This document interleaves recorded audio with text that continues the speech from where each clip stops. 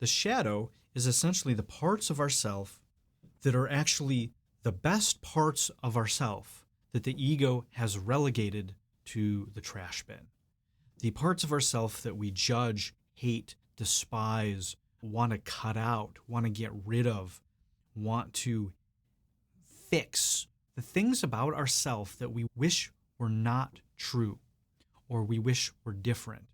And also in the world, right? When we look out into the world and we see all of the evils and darkness in the world, all of the judgments, all the flaws, all of the guilt and shame, all of these things, the really dark, taboo, uncomfortable, unpleasant things about ourselves and humanity that we don't want to face, that we don't want to look at. We just shove it away. We throw it in the basement, dissociate from it. Everybody has their own sort of strategies.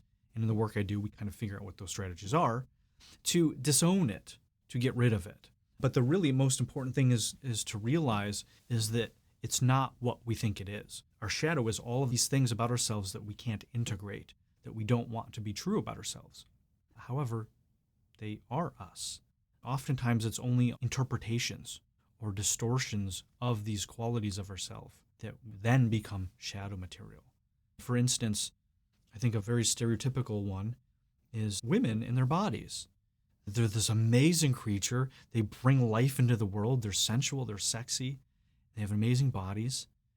Just beautiful. And for some reason, what happens in their life, traumas, abuse, misjudgments, misinterpretations, they take their body and they start hating it.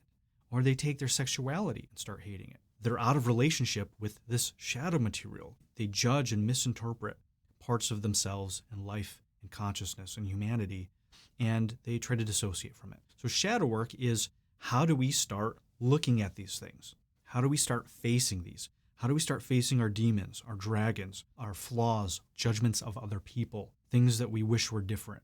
Even fixing. How do we look at the addiction to self-help and improvement and fixing ourselves because we just don't think we're enough or we're broken? Shadow work is not just writing cute little things down or saying the 4 things that you don't like about yourself and putting it in a little paper and lighting it on fire and saying, oh, you're fixed now.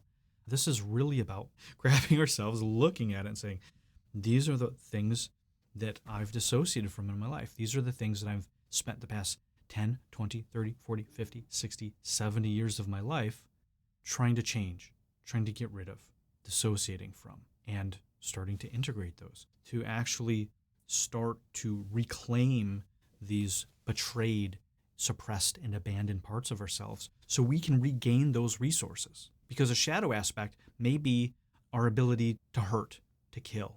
Killing is a terrible, awful thing. However, if we're not in relationship with that, what happens when we need to protect ourselves or protect the people that we love, our wife, our family, kids? And if you're out of relationship with that warrior, with that killer aspect of yourself, you're going to be unable to do that. You're not going to have access to the qualities and character and strategies that you'll need to employ in order to protect yourself and the people you love. We go into it to reclaim these aspects of ourselves, but also to feel it. This work is not just intellectual. You actually have to feel these things. You actually have to go inside your body, go down, and feel this stuff. That's shadow work. As you do that, you begin to heal. You heal the trauma. You become more functional. You become more integrated. You become more whole. It can be very terrifying and extremely confronting, but it actually gets results. You're not just putting a Band-Aid on it. You're actually addressing these things for life. Part of the shadow material is your judgment of it and of yourself, which would probably come down to you feeling inadequate, feeling like a coward. When you play a coward, do you beat yourself up? Does it bring up more self-hatred? That's what we look at. Can you look at yourself being a coward and still love yourself? Can you look at the cowardice in you and say, this is a part of me. I wish it weren't true, but it is. And I can look that man in the eye and love him. Then everything starts moving forward. What happens is we think we have to hate these things about ourselves. We feel like we have to push away or against the shadow in order to motivate ourselves to do something different, or else, oh, great, I'll be a victim. Oh, I'll be a coward. Yay. And then our life doesn't work. We have this fear that if we were to actually accept and allow these parts of ourselves, then they would consume us, then they would overrun us, and that's just who we would be. In reality, having the awareness and having the choice and the desire to stand for something greater is actually going to move you forward more than pushing away from that. If you are beating yourself up and you have the self-loathing or the self-judgment, that's what you're standing for, rather than love, compassion, courage. It probably takes tremendous courage to love yourself being a coward. Can you love yourself despite all of these flaws and shortcomings and move past that? As you do that, you stop fighting against yourself. And then, ironically, to love yourself being a coward requires courage, and you end up not being a coward. It's not this like cheesy, oh, I'll just love it away kind of thing. It's, can you really look at yourself in the mirror and see yourself as a coward and let that annihilate you? Can you open your heart to that while you look at yourself? It is terrifying.